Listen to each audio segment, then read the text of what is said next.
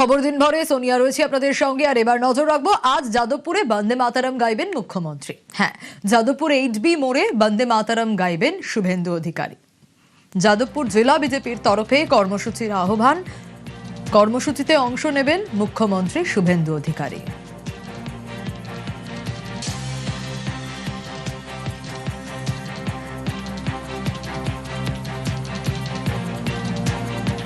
এর আগে 22শে অগস্ট বন্দে মাতারামের এই কর্মসূচি নিয়ে কি জানিয়েছিলেন মুখ্যমন্ত্রী, শোনাবো।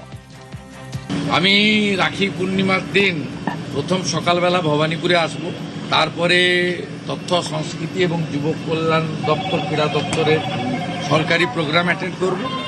আর বিকালে দক্ষিণ কলকাতা এবং যাদবপুর সাংগঠনিক জেলা ভারতীয় জনতা পার্টি তারা 10,000 কণ্ঠে বন্দে মাতরমের ব্যবস্থা করেছেন যাদবপুরে। ওই পূর্ণাঙ্গ বন্দে মাতরম গাওয়ার জন্য আমি থাকব। 22শে অগস্ট এই কর্মসূচির কথা আগেই ঘোষণা করেছিলেন মুখ্যমন্ত্রী। ভেঙ্কটেশ্বর আমাদের প্রতিনিধি রয়েছেন আমার সঙ্গে। ভেঙ্কটেশ্বর, এর আগে আমরা সেই বাইট শোনাচ্ছিলাম ইতিমধ্যেই দর্শকদের। 22শে অগস্টে মুখ্যমন্ত্রী শুভেন্দু অধিকারী এই কর্মসূচির কথা বলছিলেন।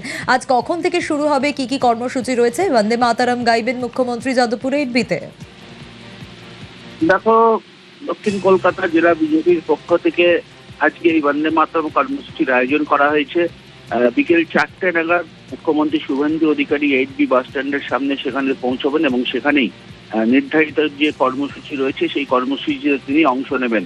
তুমি জানো, কয়েকদিন আগে মুখ্যমন্ত্রী বলেছিলেন যে যাদবপুর বিশ্ববিদ্যালয়ে বন্দে মাতরম গাইতে দেয় না, জাতীয় পতাকা ওড়ে না সেখানে।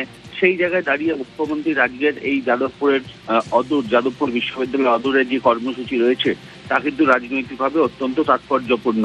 এবং যাদবপুর কাণ্ডে যেভাবে আমরা দেখেছিলাম যে বিভিন্ন ঘটনা সামনে এসেছিল, সেই জায়গায় দাঁড়িয়ে কড়া প্রতিক্রিয়া দিয়েছিলেন মুখ্যমন্ত্রী শুভেন্দু অধিকারী। এবং আজকে যাদবপুর বিশ্ববিদ্যালয়ের অদূরে 8B বাস স্ট্যান্ডের যে নির্ধারিত বন্দে মাতরম যে কর্মসূচি রয়েছে, যেখানে নিজে মুখ্যমন্ত্রী বন্দে মাতরম গাইবেন, সেই জায়গায় দাঁড়িয়ে আজকে কি বার্তা দেন মুখ্যমন্ত্রী সেটা কিন্তু অত্যন্ত গুরুত্বপূর্ণ।